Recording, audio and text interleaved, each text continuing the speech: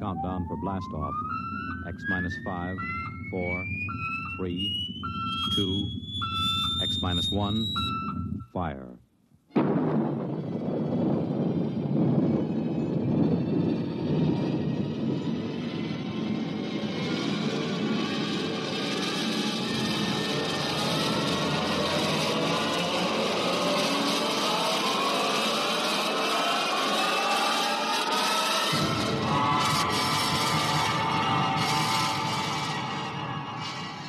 From the far horizons of the unknown come tales of new dimensions in time and space. These are stories of the future, adventures in which you'll live in a million, could be years, on 1,000 maybe worlds. The National Broadcasting Company, in cooperation with Galaxy Science Fiction Magazine, presents X minus 1.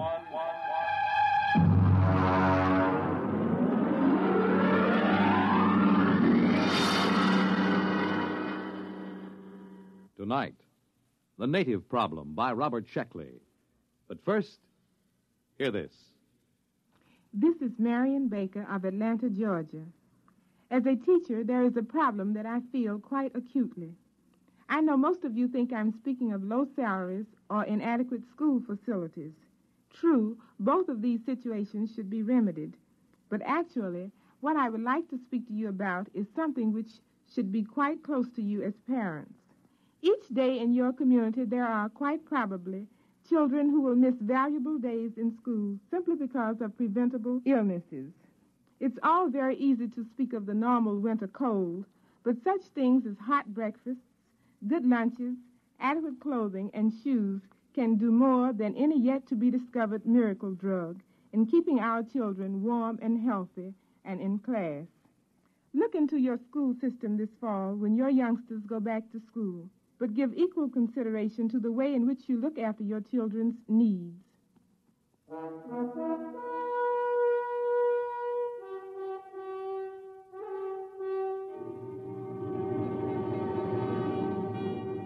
Now, X minus 1, and tonight's story, The Native Problem. To begin with, my name is Edward Danton. I've always been a misfit. Oh, that's all right. I'm not sensitive about it. In fact, I've grown rather proud of it. I just don't fit in the modern 22nd century world. There was no place in all of New York City, from Norfolk to Bangor, where I felt at home. And it was the same in every other great city complex on Earth. In school, I took such elementary subjects as group acculturation, sibling fit, values recognition, and folkways judgment. There was only one thing to do. As practically every misfit in the past century had done, I decided to migrate to deep space and find a place where I could call my soul my own. I told my best friend Al Trevor of my plan. Good night. You're really going, Ed? That's right, Al. Just as far from this solar system as I can get. But why, man? You've played 12-handed bridge with me, Al. You know what a dope I am at mass dancing. I'm a misfit. I want to get away. And it's not like in the days when the ships used the old Michelson drive. With these new GM subspatial torque converters, where we can travel in a matter of months what used to take them 30 or 40 years. Well, I hate to see you go. One more thing, Al. I'm going to give you my breeding certificate. Oh, now, Ed, we couldn't let you do You and that. Myrtle want 2 children, don't you? Well, we've always wanted to have 2, but you mustn't I won't need a breeding certificate where I'm going. As a matter of fact, I may even find it impossible to breed at all. Well, that could be rather frustrating, old man. Well, maybe after a while I'll find a girl pioneer. In the meantime, there's always sublimation. True. What substitute have you selected? Vegetable gardening. Might as well be practical, you know. Might as well.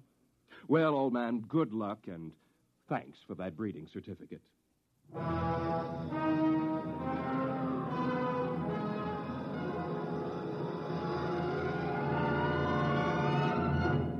The next day, I took off for the stars on a government ship. The spot I picked was out in what they call the New Territories. The planet I finally settled for was ideal. A calm, watery place dotted with fertile islands, blessed with a mild, uniform climate, and absolutely uninhabited. When they left me there, I took formal possession and christened the place New Tahiti, for obvious reasons. At first, it was fine. I was busy exploring, growing vegetables, and building a shelter. After that, though, time began to drag. I had to do something. But what? I was marooned on this deserted planet, and it might be years before another Earthship would land here. And then, miraculously, it happened. A ship came out of the skies and headed for a landing on my own private island. It was an ancient Mickelson Drive job, battered and scored, but bearing a proud legend painted on its nose. The Hutter people, it read. When the ship landed on the beach, I ran out to meet it, forgetting that I must have looked more like a naked savage than a fellow Earthman. Hey, there in the ship! Stop where you are! Welcome to New Tahiti. Boy, am I glad to see you folks. What's the latest news from... Stand back there. Take another step and I'll shoot. What, is something wrong? What's your name? Edward Danton. What's yours? Simeon Smith, military commander of the Hutter people. And this is Jedediah Franker, my second in command. How come you speak English, boy? Me? Why, I've always spoken English. Where are the others? Where are they hiding? There aren't any others. Just me. I see. Father, can't we come out now? No, get back in the ship, Anita. Then I'll watch from here. Say, she's pretty. Your daughter? Huh. What do you think, Simeon?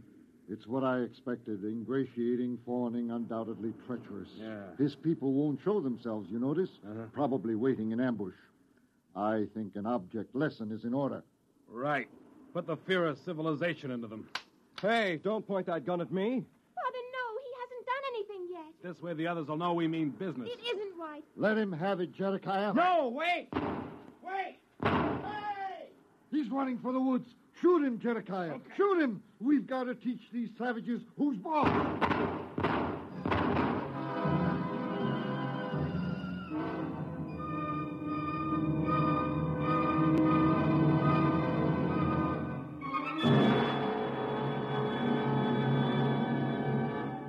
You're listening to The Native Problem, tonight's attraction on X-1.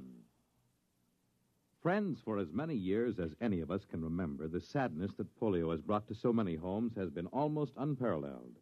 But a greater sadness than this lies ahead for any who may from now on catch polio, because it may be due to carelessness. Vaccination against polio, the well-known Salk shots, is more than 75% effective.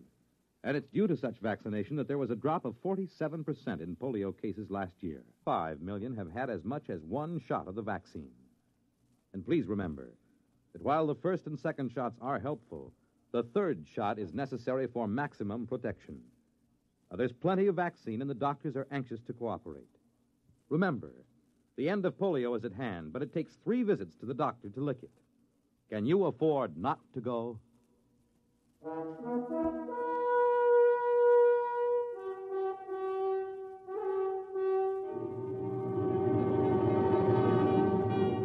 Now, back to X-1 and the native problem.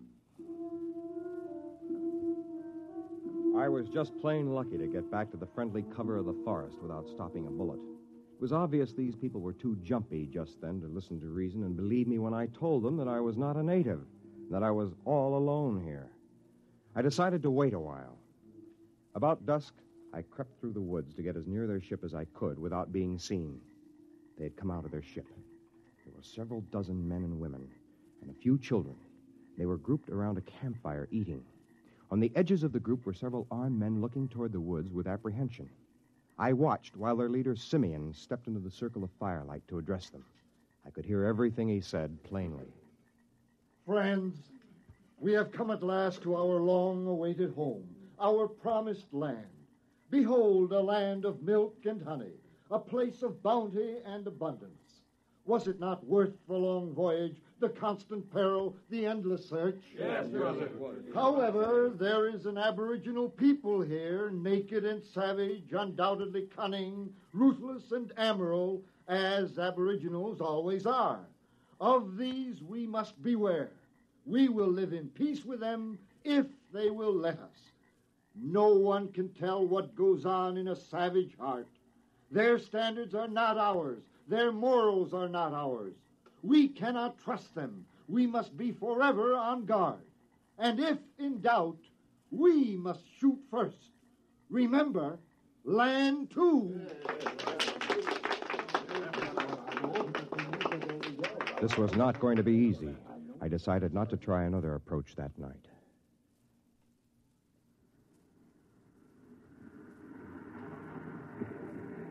The next morning, as they were bustling about unloading their spaceship, I walked down to the beach and headed straight for them with my hands held out to show them that they were empty. The sentry stopped me at the point of a gun, and in a minute, both Simeon and Jedekiah came running up, covering me with their weapons. I stood still, my flesh creeping in anticipation of the bullets someone might fire at me any minute. So you have come back. I'd like to explain. I am the leader of these people. I am the big chief fella. You, big fella chief, your people? There's no need to talk that way. I told you yesterday. I have no people. There's just me. I speak English. Unless you're honest with me, you're going to regret it. Now, where's your tribe? I'm an Earthman. Are you deaf? Can't you tell by the way I talk? Now, listen, you. Excuse me, Simeon. I don't believe I have met your friend. Professor Baker, this savage here claims to be an Earthman. Oh? You are an Earthman? That's right. My name is Edward Danton. Only a few months ago, I left Earth on a spaceship.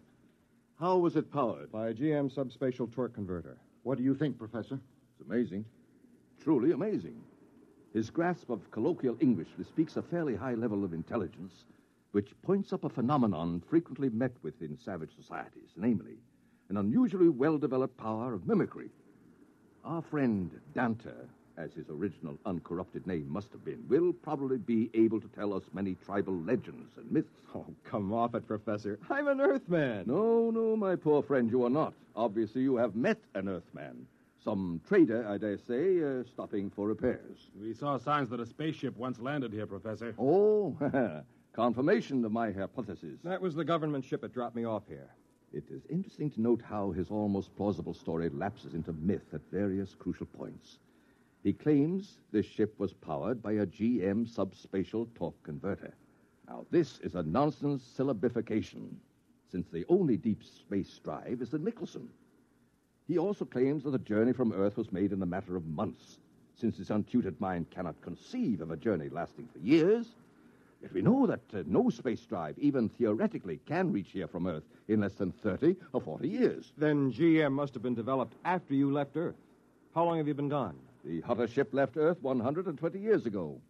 We are mostly fourth and fifth generation. Now, come on, Danta. Where's your tribe? Where are they hiding? This is preposterous. What can I do to convince you I'm from Earth? That's enough.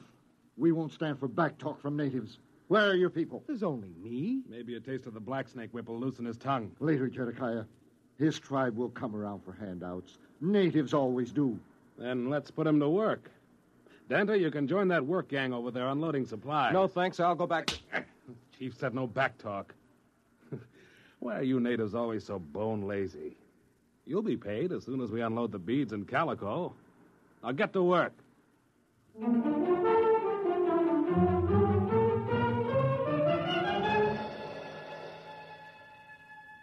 What could I do? I joined the work gang and unloaded the ship. By late afternoon, we had finished. I sneaked off to sit beside a mountain spring near the ship. In a few minutes, Anita, the pretty girl I had noticed the day before, came and sat beside me. Hello, Danta. Oh. Anita, do you think I'm a native? What else can I think? Everyone knows how fast a spaceship can travel. Times have changed since your people left Earth. By the way, they weren't in space all that time, were they? No, they originally settled on a planet called Land 2. But there was a native rebellion. We barely managed to escape. In that case, I can understand why they're so nervous about aboriginals. Oh, but don't worry, Dada. Things will be better when the council takes over. Who are they? A council of elders. They're men of goodwill who detest violence. And if you and your people are really peaceable... I haven't any people. Yes, I know. But if you and your people are really peaceable, you're sure to prosper under the rule of the elders.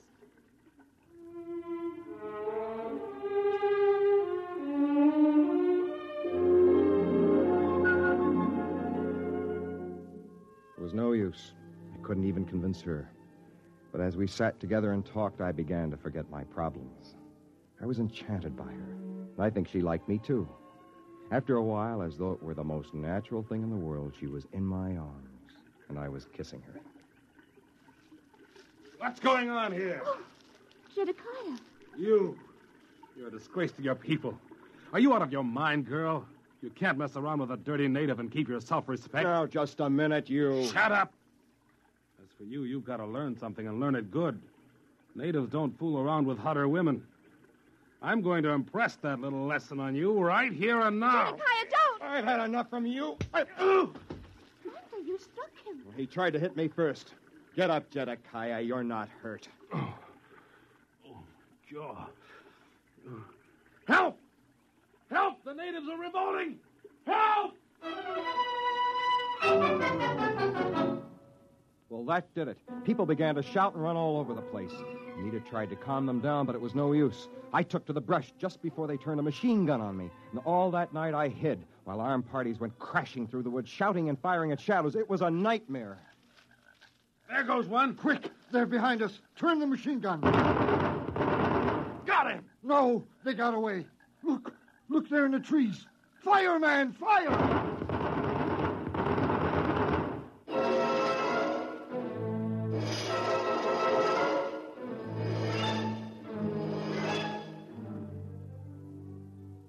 It was like that all night long.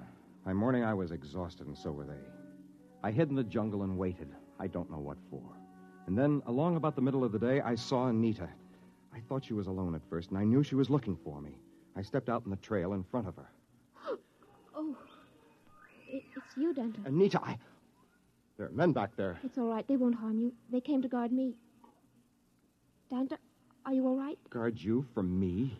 They don't know you as I do. At the council meeting today, I told them the truth. You did? I told them the fight wasn't your fault. I told them you were only defending yourself. And Jedekiah lied. No pack of natives attacked him. There was only you. And I told them this. At last. Did they believe you? Oh, yes. I explained that the native attack came later. Native attack? Now, look, there wasn't any attack, Anita. There couldn't be. There aren't any natives.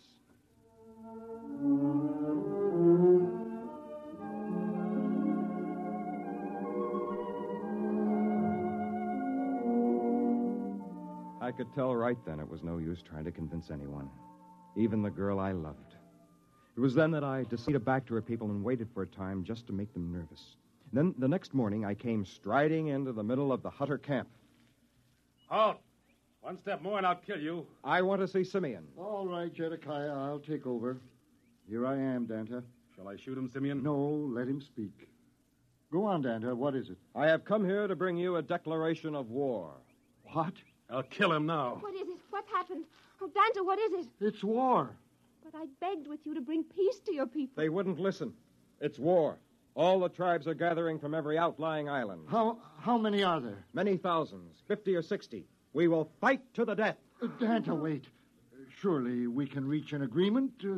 Why shed all this blood? There is a way. I thought so. What do you want? Equal rights. Yes. What else? That is all. Except, naturally, an alliance between the ruling clan of the Hutters and the ruling clan of New Tahiti. In short, a marriage. Never. We'll fight, even though we're wiped out. We can't. We wouldn't have a chance. Accept, Father. Accept before it's too late. How can I accept? Where could I find a Hutter woman who would sacrifice herself for a marriage like that? Why don't you ask me?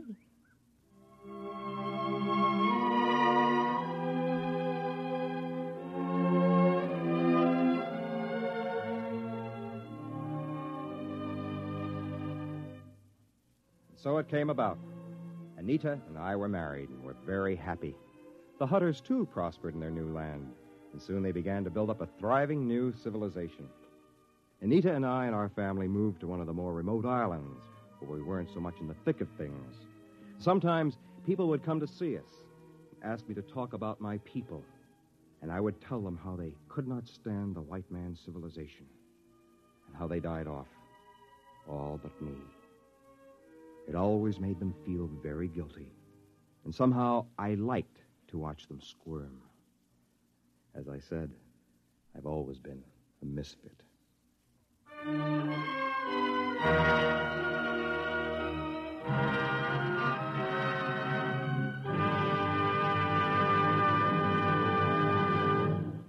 Fred Collins again. I'll have another word about X-1 in a moment.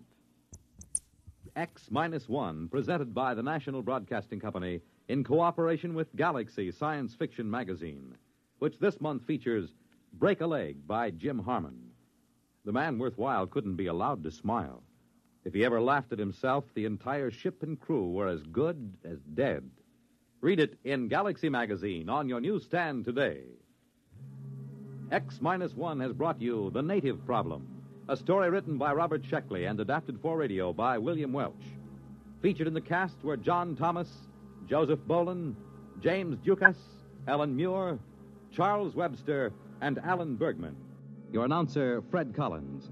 X-1 was an NBC Radio Network production.